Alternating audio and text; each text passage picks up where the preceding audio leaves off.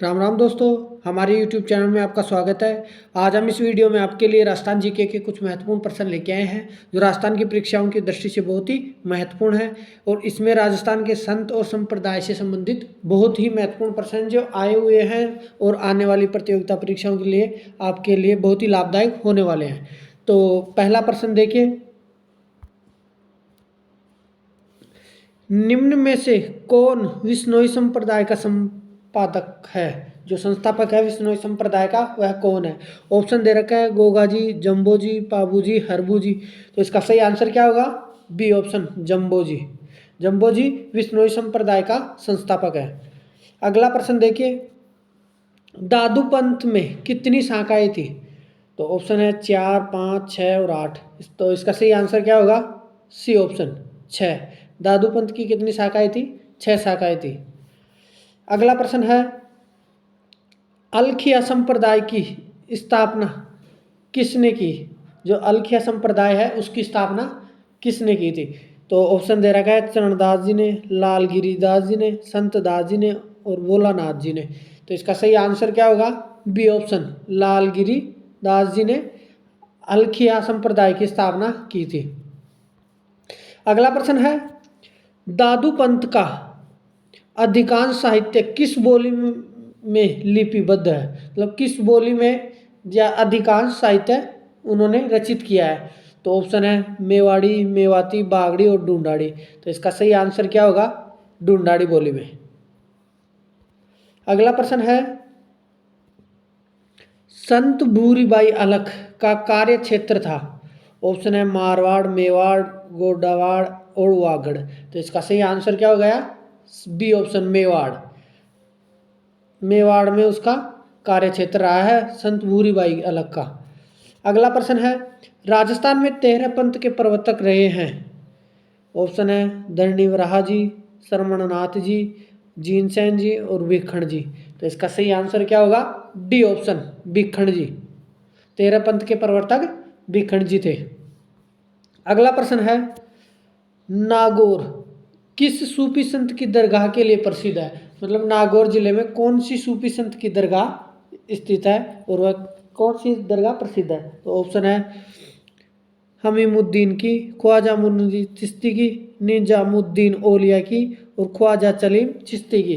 तो इसका सही आंसर क्या होगा? ए ऑप्शन, हमीमुद्दीन की जो संत है उनकी दरगाह स्थित है नागौर में। अगला प्रश्न देखो, वल्लभ संप्रदाय की एक महत्वपूर्ण पीठ स्थित है? तो जो वल्लभ संप्रदाय की पीठ है वो एक महत्वपूर्ण कहाँ पर स्थित है? ऑप्शन है गलता, मेड़ता, किशनगढ़ और नाथद्वारा।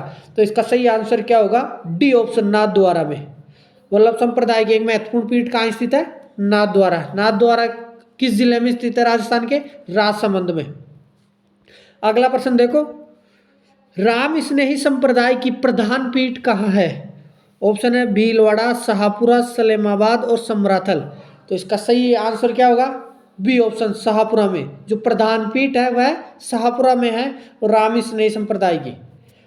अगला प्रश्न है, लालनाथ जी, चौकनाथ जी और सवाई दास जी संत किस संप्रदाय से संबंधित है? ऑप्शन है जसनाथ जी संप्रदाय से, निरंजनी संप्रदाय से, विश्नोई संप्रदाय से और राम स्नेही संप्रदाय से। तो इसका सही आंसर क्या होगा? ए ऑप्शन, जसनाथ संप्रदाय से संबंधित थे। अगला प्रश्न देखो, राजस्थान में सेव को मानने वाली रियासत कौन सी है? जो सेव का मत है उसे मानने वाली कौन सी रियासत है? ऑप्शन है जयपुर, जोधपुर, अलवर और बीकानेर। तो इसका सही आंसर क्या होगा? सेव को मानने वाली रियासत कौन सी थी? जोधपुर। अगला प्रश्न देखो, सन्यासियों के सुल्तान के उपनाम से किसे जाना जाता है? ऑप्शन है इमानुद्दीन नागौरी, ख्वाजा मुइनुद्दीन चिश्ती, निजामुद्दीन औलिया और ख्वाजा सलीम चिश्ती। तो इसका सही आंसर क्या होगा? ए ऑप्शन, हमीमुद्दीन नागौरी को सन्यासियों के सुल्तान के नाम से भी जाना जाता है। अगला प्रश्न है, निम्नलिखित में से पुष्टि मार्ग के प्रवर्तक कौन है? ऑप्शन है निम्बाकाचार्य, रामानंदाचार्य, रामानुजाचार्य और वल्लभाचार्य। तो इसका सही आंसर क्या होगा? D option Vallabhacharya. पुष्टि मार्ग के प्रवर्तक कौन थे? वल्लभाचार्य। ये वो प्रश्न है जो बार बार परीक्षा में रिपीट होने वाले हैं। तो अगला प्रश्न देखो, आचार्य तुलसी ने अणुव्रत आंदोलन का सूत्रपात कब किया? ऑप्शन है 1992 ईस्वी में, 1949 में, 1945 में और 1952 में। तो इसका सही आंसर क्या होगा? बी ऑप्शन 1949 ईस्वी में अणुव्रत आंदोलन का सूत्रपात किया गया था। अगला प्रश्न है, गरीबदास जी, संत दास जी, जगन्नाथ जी, माधवदास जी आदि संतों का संबंध किस संप्रदाय से माना जाता है? इन सभी का किस संप्रदाय से माना जाता है? तो ऑप्शन है लालदास दासी संप्रदाय, जसनाती संप्रदाय, दादू पंथ से, राम स्नेही संप्रदाय से। तो इसका सही आंसर क्या होगा? सी ऑप्शन, दादू पंथ के जो संप्रदाय थे उससे इनका संबंध पाया जाता है। अगला प्रश्न है, मंत्र राज प्रकाश किस संत के आध्यात्मिक विचारों का संकलन है? ऑप्शन है संत लालदास जी, संत सुंदरदास जी, संत चरणदास जी और संत हरिदास जी। तो इसका सही आंसर होगा डी ऑप्शन, संत हरिदास जी। अगला प्रश्न है, बालिंद जी के गुरु कौन थे? जो बालिंद जी हैं उनके गुरु कौन थे? ऑप्शन है दादू दयाल जी, सुंदरदास जी, रामचरण जी और मंगलाराम जी। तो इसका सही आंसर क्या होगा? दादू दयाल जी के शिष्य थे बालिंद जी।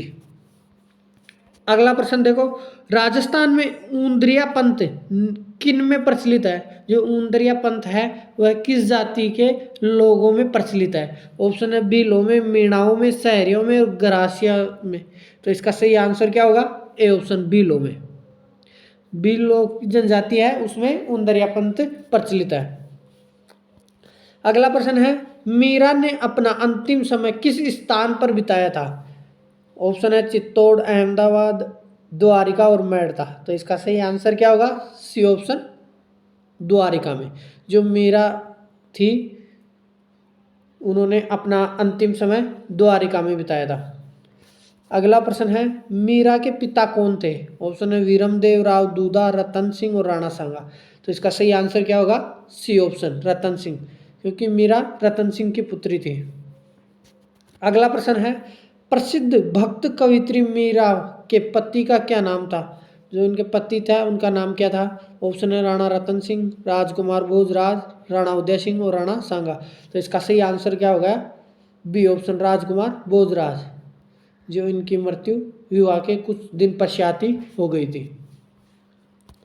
अगला प्रश्न है, शाहपुरा भीलवाड़ा में जिस संप्रदाय की पीठ स्थित है वह है? ऑप्शन है दादू संप्रदाय की, वल्लभ संप्रदाय की, निम्बार्क संप्रदाय की और राम स्नेही संप्रदाय की। तो इसका सही आंसर क्या होगा? डी ऑप्शन, राम स्नेही संप्रदाय की पीठ है वह शाहपुरा भीलवाड़ा में स्थित है। अगला प्रश्न है, ईश्वर केवल मनुष्य के सद्गुणों को पहचानता है, उसके दुर्गुण एवं जाति नहीं पूछता, आगामी दुनिया में कोई जाति नहीं होगी, यह सिद्धांत किस भक्ति संत का है? ऑप्शन दे रखा है रामानंद के, दादू का, नानक जी का, रामानुज का। तो इसमें सही आंसर होगा ए ऑप्शन, रामानंद का। अगला प्रश्न देखो, जसनाती संप्रदाय की उत्पत्ति किस राज्य में हुई है? ऑप्शन है जोधपुर, बीकानेर, टोंक, अलवर।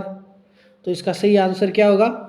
बी ऑप्शन, बीकानेर में। जसनाती संप्रदाय की उत्पत्ति बीकानेर राज्य में हुई थी पहले, क्योंकि ये राज्यों में बटा हुआ था क्षेत्र, तो इसलिए बीकानेर को राज्य कहा गया है। अगला प्रश्न है, अजमेर के ख्वाजा मुइनुद्दीन किस सूफी सिलसिला से संबंधित है? ऑप्शन है सुहरावर्दी, कादिरी, चिश्ती और नक्शबंदी। तो इसका सही आंसर है सी ऑप्शन, चिश्ती। जो ख्वाजा मुइनुद्दीन थे वो चिश्ती सूफी थे।